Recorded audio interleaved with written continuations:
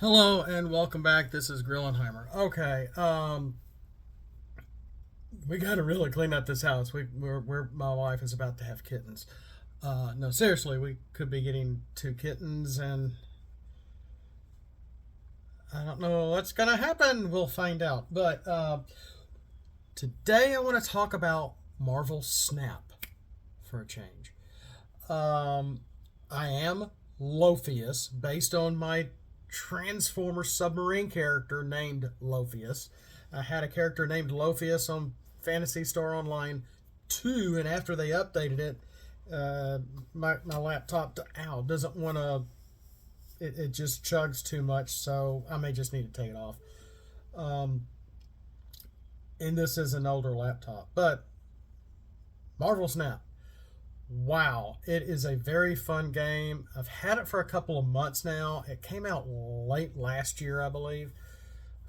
Fall, winter of 2022. And Dan and the group from Alpha Triumph Protocols, boom, they all went over there. They've made a lot of videos, a lot of good information there. Oh yeah, sorry, I keep this is where I kind of keep all my medication, so I just sort of blocked it up with my my Sega Saturn games, and yeah, when I my Sega Saturn stuff, I can't believe I'm showing this off on here, is that you know their cases were huge. Well, I ended up buying a whole lot of empty jewel cases way back when. It's hard to find these much nowadays. And what I called assimilate them and just really, just went to town and Burning Rangers, Marvel superheroes, kind of where the Infinity Stone saga came to life for the first time in a fighting game. Dark Savior, Shining Wisdom, Burning Rangers, Bubble, the Saturn version of Bubble Bobble, classic kind of stuff. And there's Shining Wisdom. I drew that myself. Street Fighter Alpha. I just enjoyed the Sega Saturn so much. And we got Shining Force 3, Virtual On, and Guardian Heroes blocking up my medication over here. So, Marvel Snap. Well, I'm not really getting too deep here, but it's a game, online card game only, and you can get paired up with a friend, and I think that's how the Alpha Trion people, or Daily Snap, that's what they're calling themselves now, the Daily Snap, where you can give a code and play against someone specifically now. Or maybe it's always been that way, to where you can just play with a friend also, instead of just a random player or a random bot. If there's no one available, there's I think I can decipher which is a bot and which is not. But oh gosh, I meant to write down all my stats and where I'm at in the tree, or whatever you call it. And I'm at a point where I have a lot of cards. I've got two different looking Carnage, two different looking Novas, a couple of. I really haven't been spending the gold a whole lot, but I've been really updating my cards. Have a couple that are. What you got? Common, uncommon, rare, infinity, and maybe infinity is the last one. But I've gotten a few cards infinity, or as furthest as they can go, and it's just so addicting, and it's so quick, and it's so fun. But I'm kind of to a point where I'm actually accumulating a good bit of the blue chip things, and I feel like I'm at a stalemate, because I've gone up a good bit. But maybe I need to really pay attention to the achievements to be able to make the main green tree of tiers of awards, of those types of awards, to be able to get enough boosters, what they call boosters, to be able to use to upgrade your cards. Because there's a whole game within the game concerning not just collecting the character cards, which they're always adding stuff to the game, and I'm still not up to date with all the characters, but to leveling them, not really leveling them up, just making them look cool. Really, this isn't Transformers Earth Wars where you really level up the characters. Just because you change the visual appearance of the card doesn't seem to, it. There's no power. You're not changing the power of the card. You're not changing the cost, the number cost of the card or anything like that. And it's just really, really fun. But there's a lot of different ways of playing, and I'm not going to get too deep here, but there's, when I first started, I really was getting into the destroying kind of stuff. So I always had Carnage and Deathlock. Once I eventually got Deathlock, along with, Nova and Wolverine, Bucky, Mr. Sinister, and Angel, and a few others. And of course, when your opponent plays Armor, I think it's some of these characters I've never heard of before. It's just Armor, and it does the thing around kind of like Wakanda, to where you can't destroy your cards, and you're like, oh man. Or Professor X, I think, does the same thing. So those bases, because you have 3 bases, and you can play. You have an energy cost at the start. There's normally only 6 turns, and after the 6th turn, whoever is winning over the bases wins the game. And this is not where I got the idea for base cards in the Transformer the TCG. I really didn't. That was organic in its own way, but I would have those characters, and I got a couple of variations of damage type characters, and that's what the decks kind of started off with. And then I kind of moved on to the moving cards, Odin, Nightcrawler, Multiple Man, Mr. Fantastic, Heimdall, Doctor Strange, Magneto, Kraven, Vulture, and Zero. And that might be a deck that I simply have as well. Mr. Fantastic. No, not Mr. Fantastic. Oh gosh, who am I thinking of? Yeah, Mr. Fantastic. Yeah, he's a 2 cost with 2 power. You play him, and then he makes a copy of himself. He's actually good also to put in with the destroying characters like Carnage, that destroys the card and gains 2 power with each one. So if you use a Mr. Fantastic, you can play Mr. Fantastic, create 2 cards, play Carnage, and boom, boom, boom, you have 6 power just from that alone. Stick a Wolverine in there or a Bucky, and boom, boom, boom, boom, boom, and you're going to create another Wolverine with 4 power instead of 2. Or turn Bucky into his stronger form, etc. Just these really neat domino effects. And if you have Nova in there also, and some other cards on other bases, and you have some one cost cards on other bases, they're all going to gain power because Nova was destroyed. So a lot of detail, very simple detail, very simple domino effects. So there's ongoing effects, there's on reveal effects, and you really need to pay attention to all this if you're a beginning player of Marvel Snap like I was not that long ago.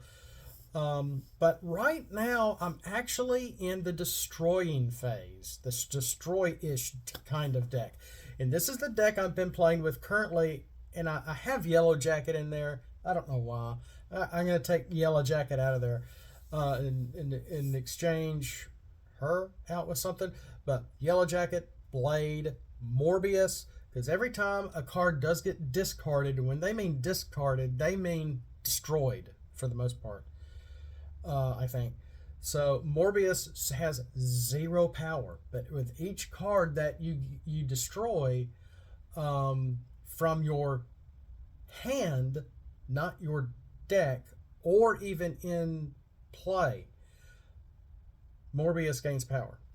So, I've got Blade is gonna destroys a card out of your hand. Gambit, Swordmaster, Lady Sif. So they're all in here. If you do destroy someone on the field, I've got Angel in here, so Angel will come in. Though that's not really how this deck works. So yeah, I might need to swap out Angel and Yellow Jacket with somebody else. But let me start over. Blade, Morbius, Cable, Wolverine, Swarm, Gambit, Swordmaster, Doctor Doom, Apocalypse, Angel, Lady Sif, and Yellow Jacket as of right now. That's my deck number 11. But I might swap Angel and Yellow Jacket out with somebody else. But gosh, so I've kind of once you really start amassing a huge amount of cards to be able to make multiple decks and really play around with the game, and I've beaten a lot. I have won a lot of games. I'm not great. I've really gotten the feel of the game. I've lost a lot of games, but it's just so fun and so easy to pick up, so easy to play, so easy to get into, and it just plays so well. And I remember seeing advertisements for Marvel Snap last year on YouTube or whatnot when the ads would pop up. So that's really all I have time to really talk about without getting too deep into this. But yeah, and these I've only kind of gone over like 3 very general types of characters for 3 different types of decks. And again, I got 2 characters in my deck that I'm playing around with now, which has been pretty good. And it's different. The moving decks, getting characters to move around on the decks, like Nightcrawler.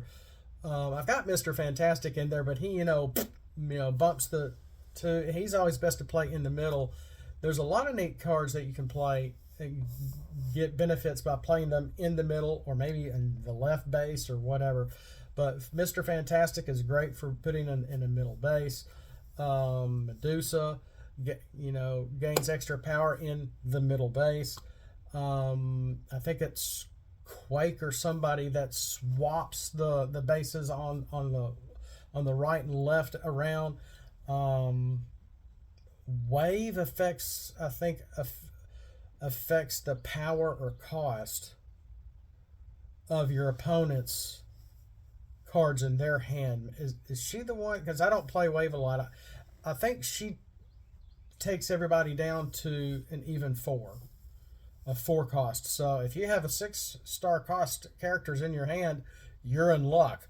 When it comes to a character like that, or even a base, I think there's a base that does something similar to that too. It's like all characters for this turn only cost have I almost want to say star cost because that's Transformers, the card game, of 4, and so you're going to be able to play a 6-star, a 6 cost card before the last play, and there is a character card that can add a 7th turn to the game, and she's neat to play. I forgot her name. It was just played. I was had taken a break, and somebody played.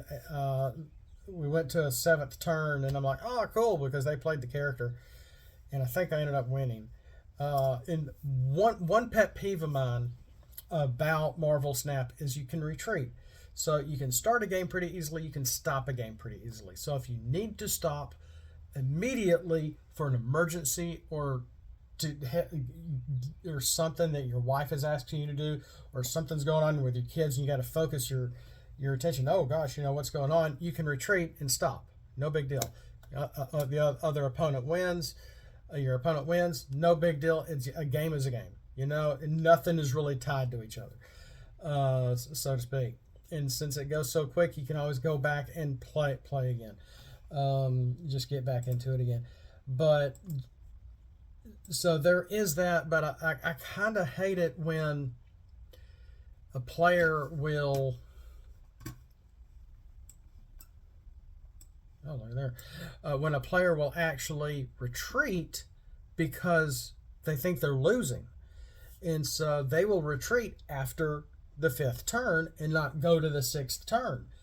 And I'm thinking, well, that's funny because sometimes you can use the snap and hit the Tesseract at the top of the screen as a bargaining chip, as to make them think you're really winning, when in fact, you may be winning 2 out of 3 bases, and they may not think, oh gosh, I can't win this, but they could win it, or sometimes you have what you're going to do to be able to try to keep a base or something or win a base over to your advantage, and then they retreat, you won, and I'm like, well, shucks, I was wanting to see this happen or that happen or this combo happen and you don't get that satisfaction. It's like playing a scale on a piano and ending on the seventh.